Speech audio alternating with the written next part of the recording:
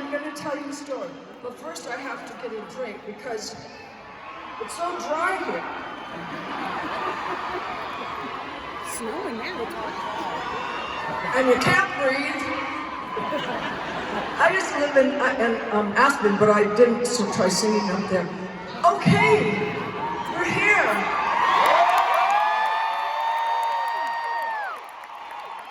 How do you like my beautiful blue hair? Thank you. It's natural. I had beautiful curly orange hair last week, but turned blue. All right, so I'm going to tell you a story, and I swear every word of it is true. And so I'm going to tell you the story of how once upon a time it took me 2 days to turn 40. By Cher.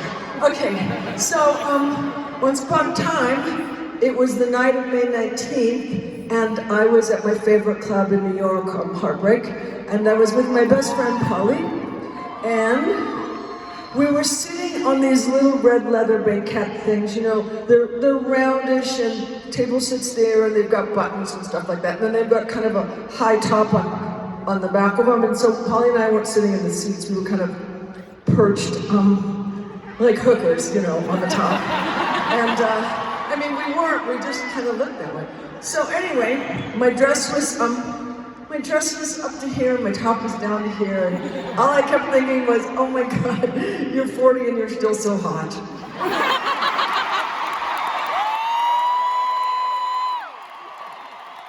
Yeah. Well, I was just about to make Moonstruck with Nicky Cage. And Nikki was 21. To be honest, I looked younger, so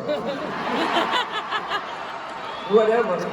So anyway, so Polly and I are having a great time, and I'm just thrilled to be alive at that moment. And I was watching everybody dance, and it was so amazing and fabulous. And then I looked over and I saw, oh my God, the cutest guy I have ever seen. So all night long we were flirting, but it didn't go well. So I got bored and I went home. And so I was staying at my friend's beautiful hotel, and he had just gotten out of jail is the short time and prison is the long time. He had just gotten out of prison for tax evasion, like you do. And so he was letting me stay there at his beautiful hotel, and he had owned Studio 54. He was a really nice guy. Right, as long as if you got him before 11, it was perfect. If it was after 11, he was so drugged he could not even speak, but he was still a nice person.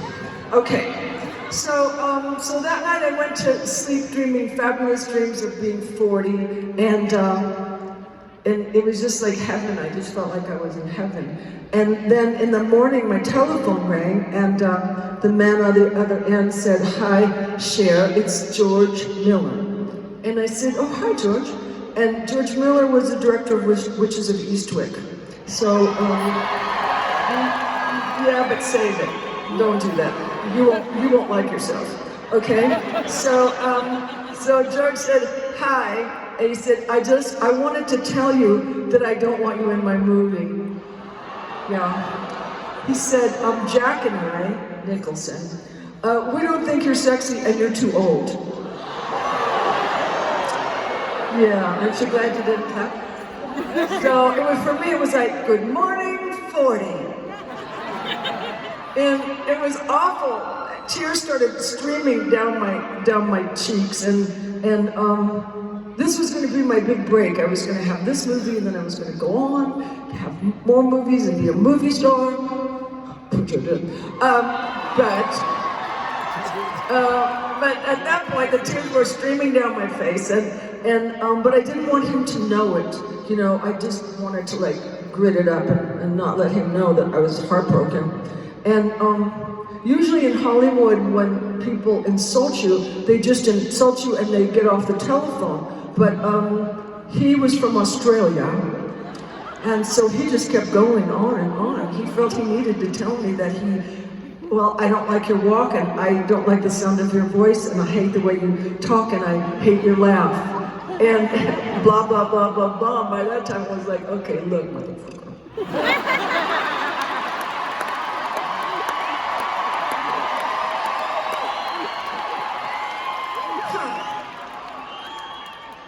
You didn't find me under a rock.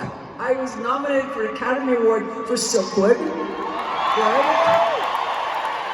And I won the Cannes Film Festival Award for Best Actress for Mask, right? So, click. But tears were still rolling down my cheeks and I was heartbroken. I wanted this part so badly. It was like, it meant everything to me. And so I'm just sobbing and I can't control the sobs and everything is just going down my cheeks. And then all of a sudden I thought, oh my God, these are fabulous tears. These are the tears actresses pay for.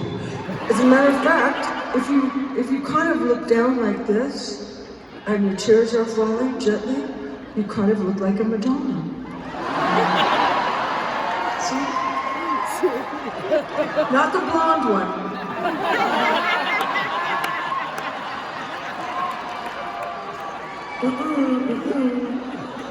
So at that moment, when I'm sobbing my heart out, my kids come in with a big cake. And they're singing, well, they had two bellboys too, carrying it. And they're singing, you know, happy birthday to you. Happy birthday, dear Mom, happy birthday to you. And then they looked at me and they went, Mom, what's the matter, Mom? You're crying. It's your birthday. Why are you crying? And I went, well, because sometimes when you're a lady and you're very, very happy, I mean happy, and you don't know what to do, so you cry from happiness. And they said, okay. And I said, all right, go on into your rooms because it's 7:30 in the morning, we'll have the cake later. So, oh, I forgot something. Okay, I go this way when I forget.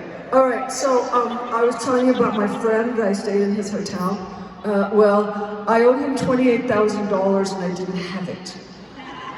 Like you do. And now this is my big forget, and so now you just have to trust me and come with me. All right, this is gonna sound really strange, but I promise it'll all come together in the end. It's gonna sound really strange. Okay, so since the beginning of the David Letterman show, they had always asked me to come on, but I never wanted to. Now we're right. Now we've got all the information and we can go ahead with the story. Okay, so 3 days before my birthday, the producer of David Letterman called me and he said, how would you like to spend your birthday with Dave? And I said, I would love to for $28,000.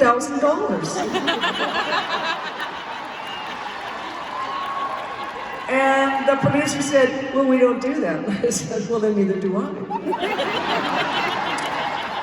So about 20 minutes later, the guy calls up and he goes, oh, well, okay, we're gonna do it. And I'm like, choo-choo.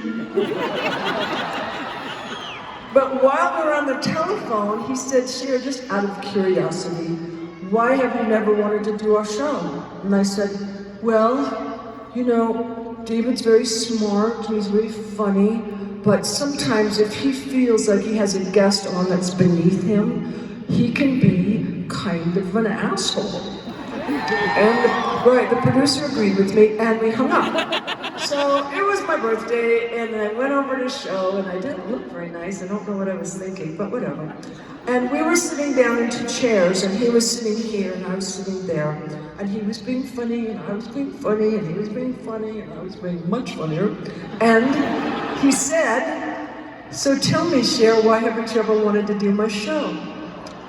And my head exploded because in those days you couldn't say bad words on TV. So I was just thinking, oh my God, what can I do? I can't lie, and what will I do? And I went into kind of like an altered state, and I said, because I thought you were an asshole. Check it out on YouTube, it's funny. So Dave said he was traumatized for 5 years. He's a little bit of a drama queen, but I imagine he was traumatized for 3. So, well, we became friends, and on my birthday, he sends me really nice cards. Not my style of card, they're kind of like satin with butterflies and kittens and that kind of stuff. But inside, he writes me lovely sentiment in script, and script is a thing we used to do.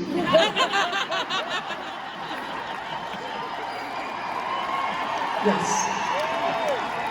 I still do it with a fountain pen. Yes, I have my Oscar Wilde fountain pen and I write notes to my friends in script. So, yes. You're never gonna need it. All right, so, but at the bottom of this fabulous birthday card, it said, P.S. My mom always liked Sunny better. So I think he might still be harboring, I don't know. Well, so that was then, and I was 40, and this is now, and I'm not. And I hate to tell anybody my age. I don't even like telling myself my age, because it creeps me out. But, and for some unknown reason, when I tell you my age, you're gonna clap, okay? Because everybody does it. It's some sort of natural phenomenon. But I tell people my age because I want to tell women something. I want to tell the young women something, and I want to tell the older women something. Right? So, I'm 73.